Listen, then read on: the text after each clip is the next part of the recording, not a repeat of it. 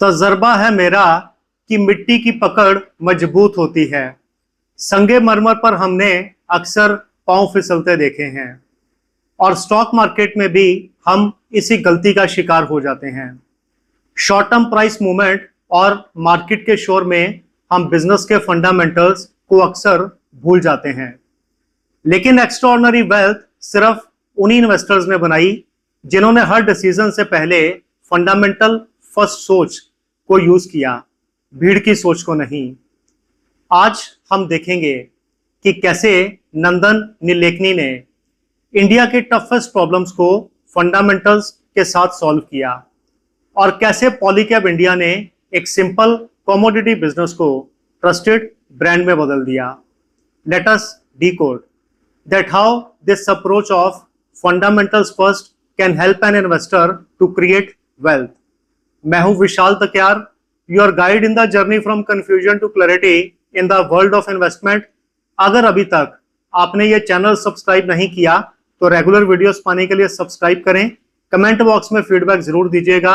This video is just for education and information purpose only. Please consult your financial advisor before investing. 1981 में India software super power बिल्कुल नहीं था। Global clients Indian companies पर भरोसा करने से कतराते थे और उसी दौर में 7 इंजीनियर्स ने मिलकर $250 के साथ इन्फोसिस की शुरुआत की और उन्हीं 7 में से एक थे नंदन नीलेकनी।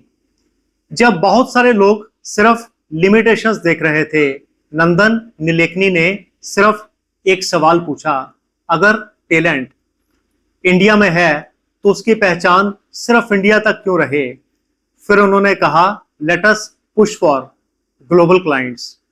और यही थी फंडामेंटल फर्स्ट की सोच, सिर्फ एजम्पशंस नहीं, बुनियादी सोच से डिसीजन लेना। And no wonder today Infosys is a global IT giant. लेकिन नंदन नीलेकनी का सबसे बड़ा कंट्रीब्यूशन इन्फोसिस नहीं था। बाद में उन्होंने भारत की डिजिटल फ्यूचर को ही बदल दिया। 2009 में नंदन नीलेकनी को हर एक इंडियन सिटीजन को यूनिक डिजिटल आइडेंटिटी देने की जिम्मेदारी मिली। बहुत सारे एक्सपर्ट्स इस प्रोजेक्ट को इम्पॉसिबल मानते थे, लेकिन नंदन ने टेक्नोलॉजी से पहले एक सवाल पूछा, असली प्रॉब्लम सिर्फ आइडेंटिटी बनाना है या हर एक सिटीजन को यूनिकली आइडेंटिफाई करना।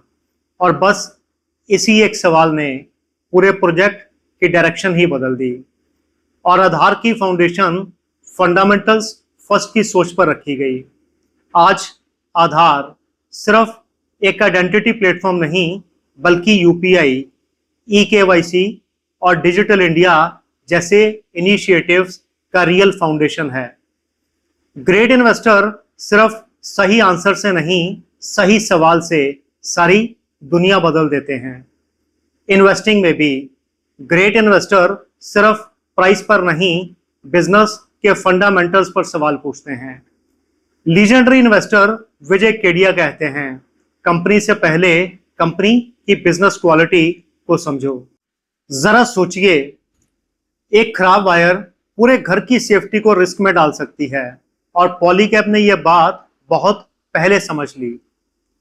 जब बाकी कंपनीज प्राइस कंपटीशन में भाग रही थी, पॉलीकैब ने एक सिंपल सवाल पूछा, कस्टमर सबसे ज्यादा भरोसा किस चीज पर करता है?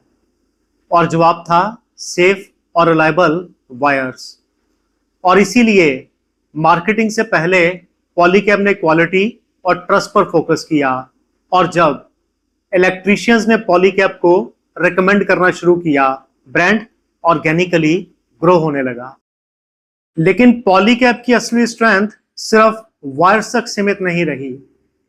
मैनेजमेंट ने खुद से एक और फंडामेंटल सवाल पूछा कि अगर कस्टमर वायर्स के लिए हम पर भरोसा करता है तो और क्या खरीद सकता है। और इसी सोच के साथ कंपनी ने fans, switches, switch gears, lighting और दूसरे फास्ट मूविंग इलेक्ट्रिक गुड्स में डाइवर्सिफिकेशन की। यह डाइवर्सिफिकेशन सिर्फ किसी ट्रेंड को फॉलो करने के लिए नहीं, बल्कि एग्जिस्टिंग कस्टमर के ट्रस्ट को और गहरा बनाने के लिए थी। ग्रेट बिजनेसेस नए कस्टमर से पहले पुराने कस्टमर्स का ट्रस्ट एक्सपेंड करते हैं।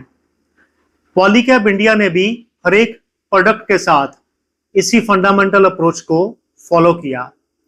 पहले क्वालिटी, फिर ट्रस्ट और उसके बाद एक्सपेंशन। और इसी डिसिप्लिन एग्जीक्यूशन की वजह से पॉलीकैब इंडिया भारत की सबसे बड़ी केबल एंड वायर्स की कंपनी बन गई। और यह सक्सेस सिर्फ किसी एक प्रोडक्ट की वजह से या सिर्फ किसी एक साल का रिजल्ट नहीं, बल्कि सालों तक फंडामेंटल्स पर टिकने का रिवॉर्ड था। अब सवाल यह है, इस प्रिंसिपल को स्टॉक मार्केट में कैसे अप्लाई करें। तो चलिए समझते हैं फंडामेंटल एनालिसिस का मैकेनिज्म। अगर मैं आपसे पूछूं कि किसी कंपनी को एनालाइज करने के लिए कितनी फाइनेंशियल रेशियोज चाहिए, तो शायद आप कहेंगे 20, 30 या उससे भी ज्यादा।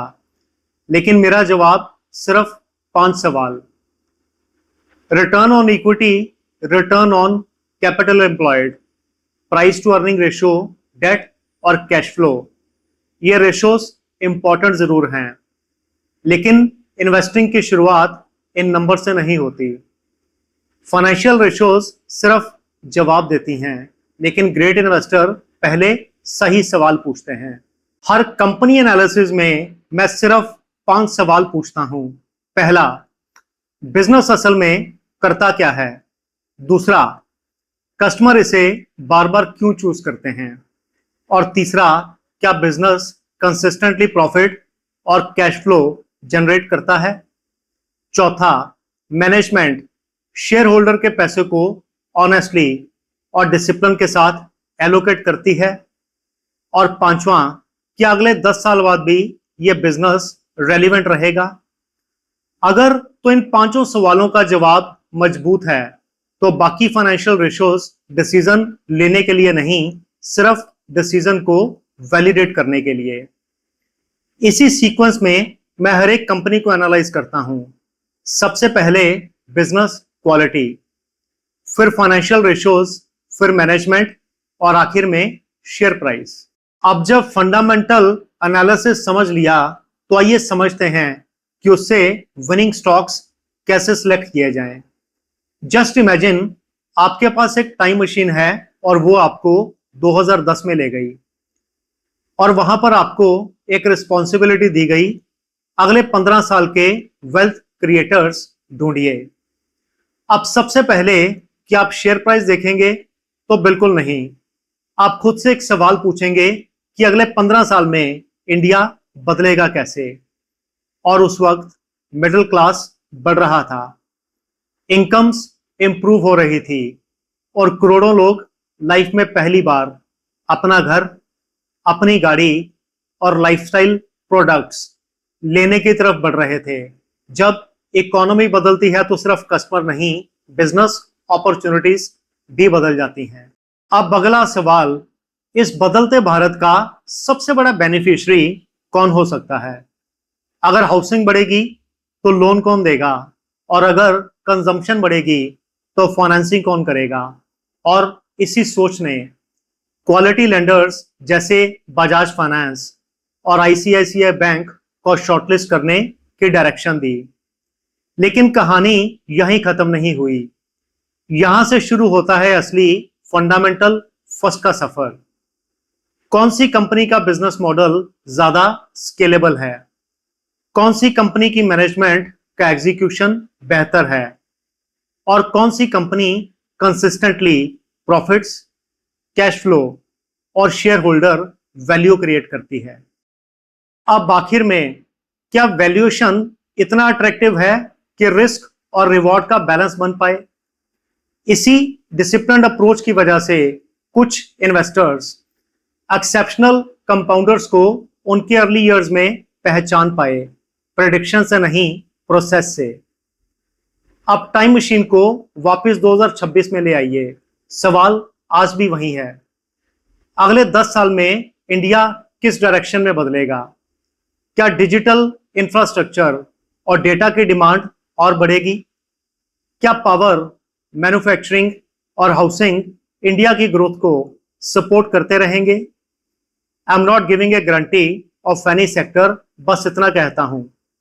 ट्रेंड पहचानिए, बेस्ट बिजनेसेस को शॉर्टलिस्ट कीजिए और फंडामेंटल फर्स्ट के पैरामीटर्स पर उन्हें इवेल्युएट कीजिए।